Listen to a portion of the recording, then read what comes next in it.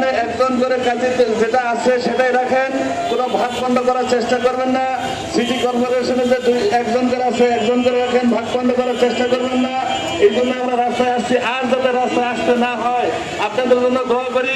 অতীতের যে সরকারগুলো, অতীতে আপনাদের মাধ্যমে কাজী সাহেবদের অনেক উন্নতি হয়েছে, তাদের কাজী সাহেবদের গেজেটেড মর্যাদা দিয়েছেন।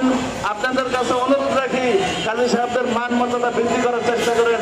আপনাদের জন্য দোয়া করবো, আপনাদের জন্য যাতে বদদোয়া না হয় এই চেষ্টা করবেন, এই ব্যবস্থা করবেন না। এই ব্যবস্থা না করে ওলামা একরাম কাজী সাহেবদের সাথে সম্পর্ক রাখেন।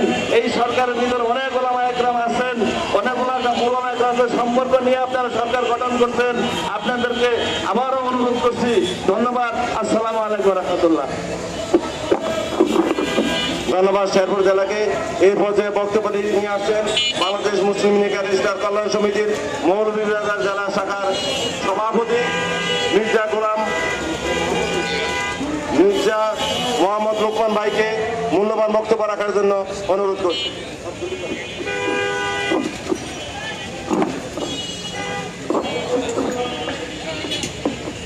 বিসমিল্লাহির রহমানির রহিম। সম্মানিত আজকের মানববন্ধন এই কর্মসূচির সভাপতি এবং মিডিয়ার ভাই সকল, আপনারা সবাইকে আমি আন্তরিকভাবে ধন্যবাদ জানাই আমাদের এই নিউজটা কভার করার জন্য। সম্মানিত মিডিয়ার বন্ধুগণ, আপনারা জানেন মুসলিম লীগের রেজিস্টার 1961 সাল থেকে সেটা প্রচলিত হয়ে আজ পর্যন্ত আসতেছে, কিন্তু এটা কালের বিবর্তন বিভিন্ন প্রেক্ষাপটে সেটা ছোট করে করে এখন পর্যন্ত আমরা বর্তমানে একটা ইউনিয়নে একজন কাজী সাহেব আছি,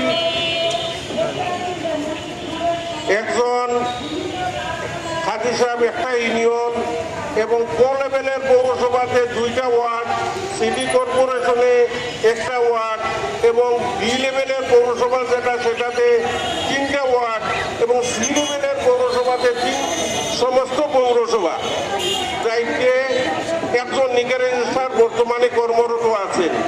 এখন যদি কোনো কুচক্রী মহলের পরামর্শে কাজী সাহেবকে আরো ছোট করতে চান, তাহলে কাজী সাহেবরা তাদের পেশা বাদ দিয়ে সেটা অন্য পথে ওরা পথ অবলম্বন করতে বাধ্য হবে।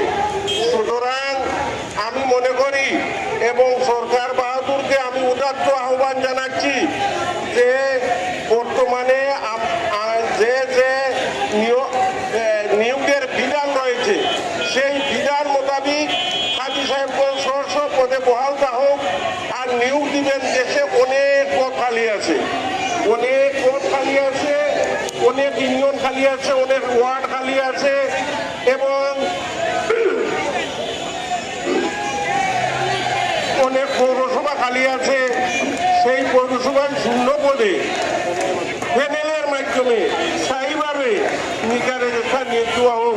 এতে কয়েক হাজার লোক নিয়োগের সুযোগ সুবিধা পাবে।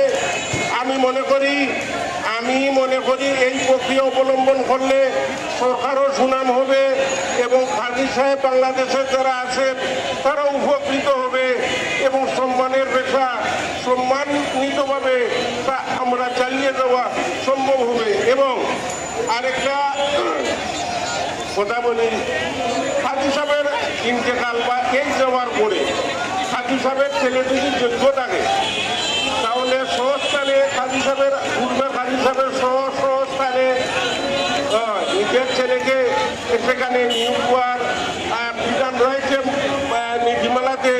নীতিমালাতে সেই বিধানটা রয়েছে। এখনো সেটা বলবৎ রাখার জন্য আমি আপনাদের মাধ্যমে সরকারকে জানাতে চাচ্ছি, আপনারা সবাই আমাদের সাথে থাকবেন এবং আমাদের সাথে মিডিয়ার বাহিনী বহল আমাদের এই দাবিগুলো